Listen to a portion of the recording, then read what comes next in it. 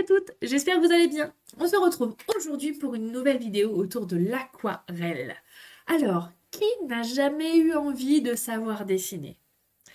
Qui s'est dit «Ah non, mais moi le dessin, c'est pas pour moi, je sais pas dessiner»? Qui? Vous? Toi? Moi? Eh oui, moi aussi. Alors, j'ai trouvé une petite astuce pour tricher. Et donc, je vous invite à tricher avec moi aujourd'hui. Bien évidemment, je m'appelle toujours Fanny Souvelin, je suis toujours démonstratrice Stampin' Up. Et si vous avez cédé à la tentation grâce à ces petites vidéos, vous pouvez vous diriger vers ma boutique en ligne pour acquérir tous les produits dont j'utilise. Et pour me remercier, ce serait un grand plaisir. Je vous fais des gros bisous par avance et on continue sur mon plan de travail. Et voilà, on va apprendre une technique qui va faire l'heure, on va dire. C'est-à-dire, on va tamponner notre tampon avec une couleur très claire, ce qui va nous permettre et donner l'impression que c'est nous qui l'avons dessiné à la main. Alors pour cela, j'ai pris la couleur sable de Sahara. D'accord? Et pour changer, on va utiliser un nouveau tampon qu'on n'a pas encore utilisé lors de ces précédentes vidéos. Et d'ailleurs, par la même occasion, je vais vous montrer tout simplement un petit aparté sur comment monter vos tampons.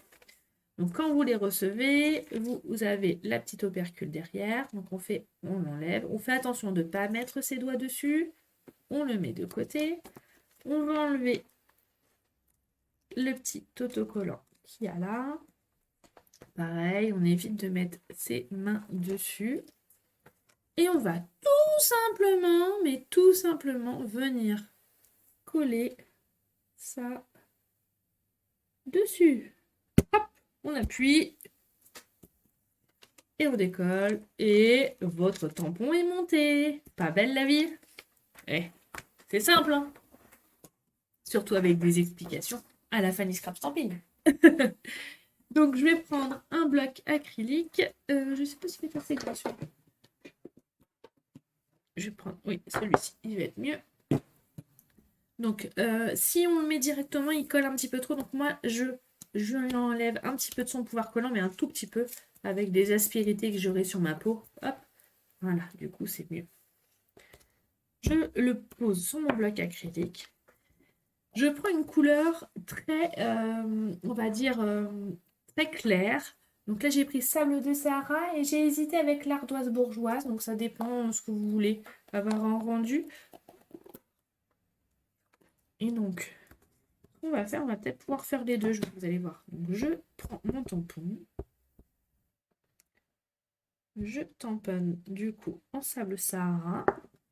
Mais je vais aussi vous montrer ce que ça donne avec l'ardoise bourgeoise. Le but du jeu, en fait, c'est de faire comme si c'était vous qui aviez dessiné le tampon. D'accord? Donc, 2 petites secondes.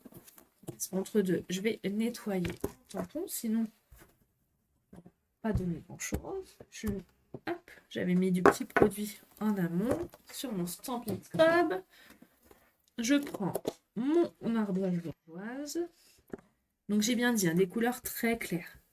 Et l'ardoise bourgeoise, pourquoi j'ai eu cette idée-là, là, à l'instant? C'est parce que ça a la couleur du crayon à papier. Regardez. Et maintenant, tout simplement, vous avez différentes techniques pour colorier et vous savez. Et donc, on va reprendre une technique qu'on a fait lors des premières vidéos avec les Stampin' White. Et donc, je vais venir prendre ma couleur macaron à la menthe. Alors là, il va falloir être plus minutieux parce que vous avez vu, les feuilles, les fleurs sont plus petites.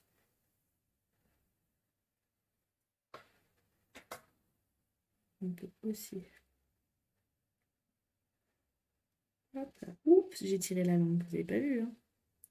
Dès que je me concentre, je tire la langue.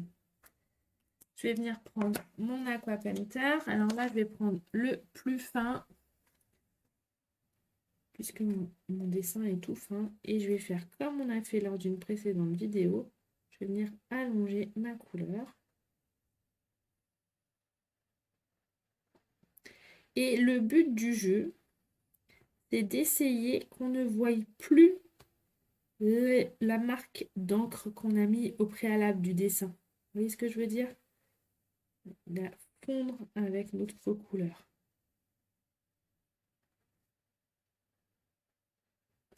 On fait la même chose de l'autre côté. Donc on va fondre.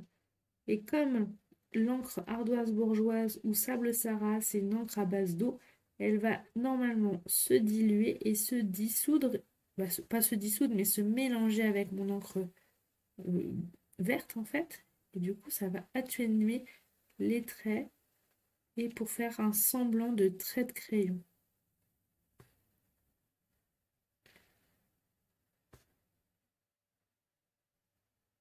Voilà. On continue avec le corail Calypso.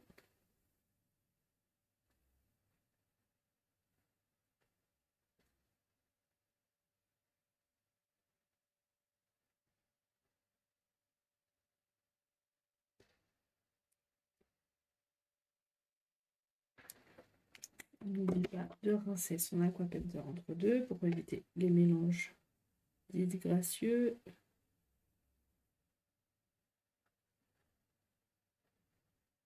Et là, sur une plus grande surface, c'est plus facile, ça se voit plus. Et on prend l'encre qu'on vient de faire, et on la dilue. Et du coup, ça efface les traits de crayon en dessous. Je vais vous faire un petit zoom. Regardez. Vous voyez, ça donne vraiment un effet complètement différent. Allez, on continue. Et on va faire ça sur toute la fleur. On prend son temps, on s'applique. On rajoute un peu d'eau si on veut. On joue avec de l'eau. Hein. On a dit qu'au mois d'août, il faisait beau, il faisait chaud. Et donc, on a le droit de jouer avec de l'eau. On va faire la même chose avec le tellement safran.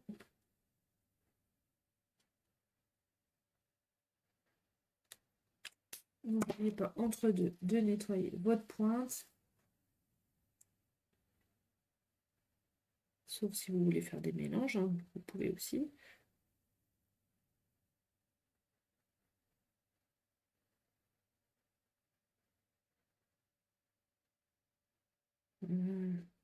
Et on ferait la même technique en fait de l'autre côté. Et ça va avoir un rendu différent puisque on va avoir une base de couleurs différente, bien évidemment.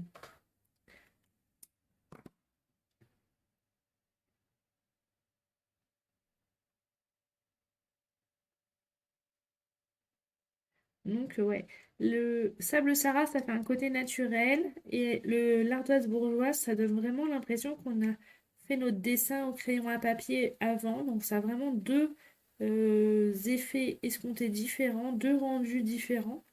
Et donc ça se partage. Non, je les pas partage, mais ça se voilà, ça se vaut. Ça, à vous de voir ce que vous préférez.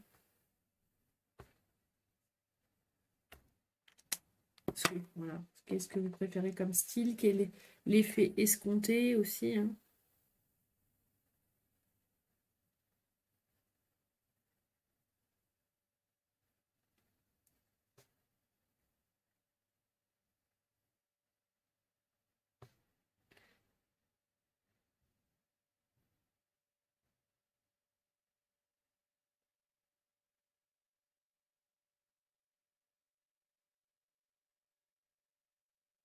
Voilà.